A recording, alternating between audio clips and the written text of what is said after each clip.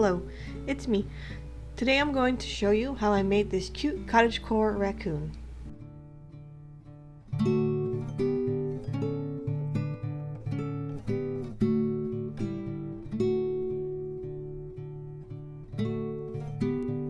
The first thing I'm going to be doing is making her dress using some decorative paper. Now because these designs are my own, I have access to the file, so I can isolate her dress and easily cut a pattern out on my Cricut.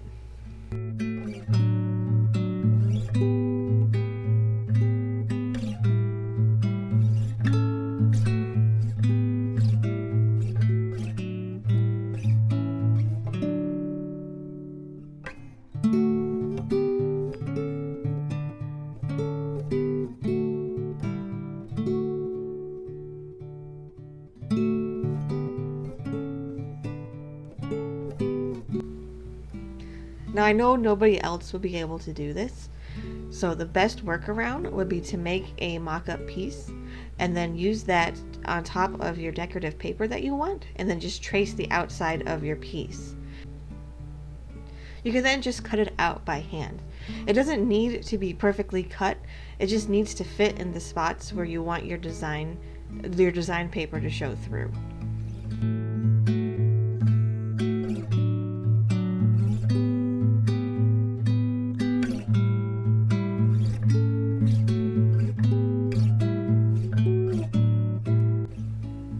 Now I'm going to be using some Mod Podge to seal the paper. Another easy way to do this would be just to laminate the paper, or just use clear tape and tape both sides together as a cheaper way to laminate. But I only have Mod Podge, so here we are. You want to make sure you seal both sides and do a couple layers each time. If you don't seal it properly, your resin will seep through into the paper and leave like an oily looking mark.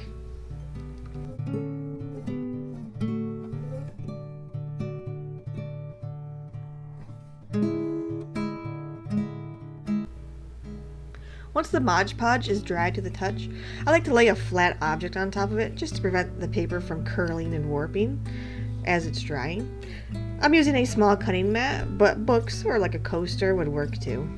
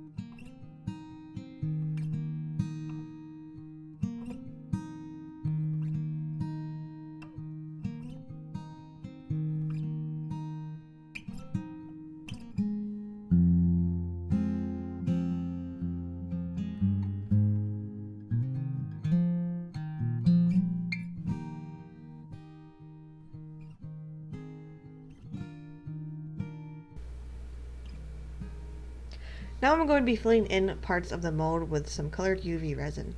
I don't show it in the video, but I cured each color before adding another. I also flip the mold over to cure the other side. Because I use such clear silicone, the resin cures really easily in it. But if you're using darker colors like black, you may want to work in small layers just to make sure the light reaches all parts of the resin, and you're not stuck with uncured resin in the middle of your piece.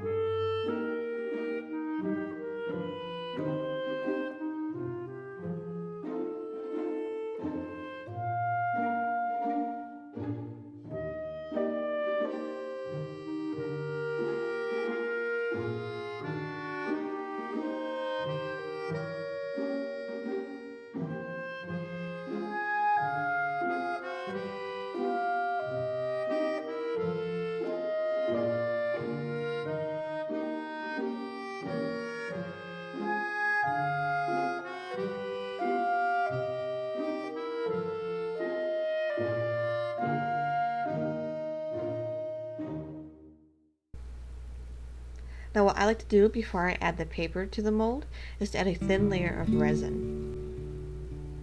This just helps reduce the amount of bubbles that may be trapped underneath your paper when you add it.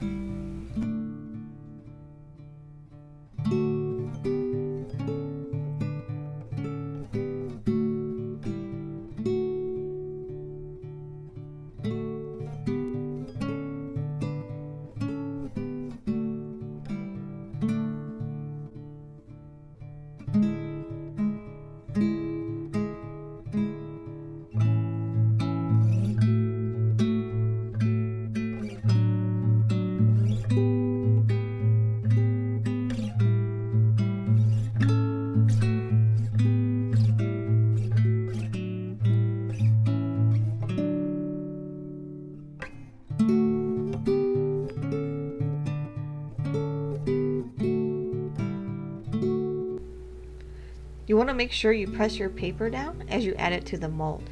This will help keep it stuck to the bottom of the mold, and it will also push any bubbles out from underneath.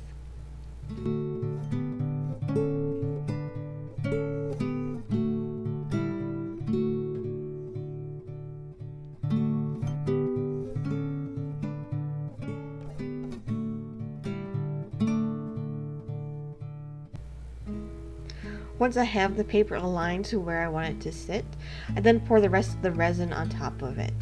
You may need to press the paper down a couple more times if it starts to rise up in the mold. Once the resin gets a little bit thicker, it should stay in place.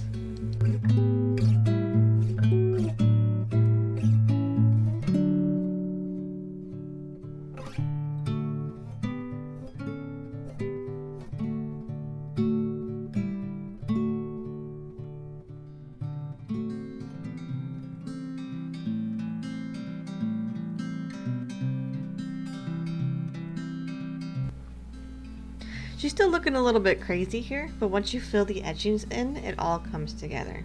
I'm just using a brown acrylic paint to fill all the etchings, and I'm removing any excess off with some IPA once it's dry.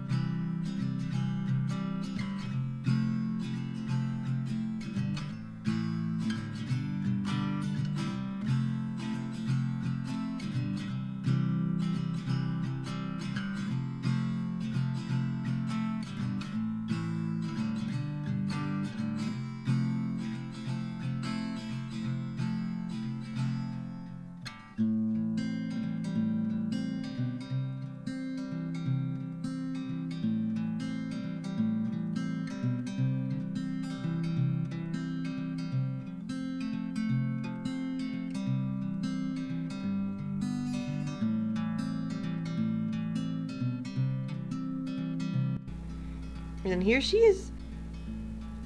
These molds were some of my favorite ones to work on. I hope you enjoy them as much as I do, and thank you so much for watching.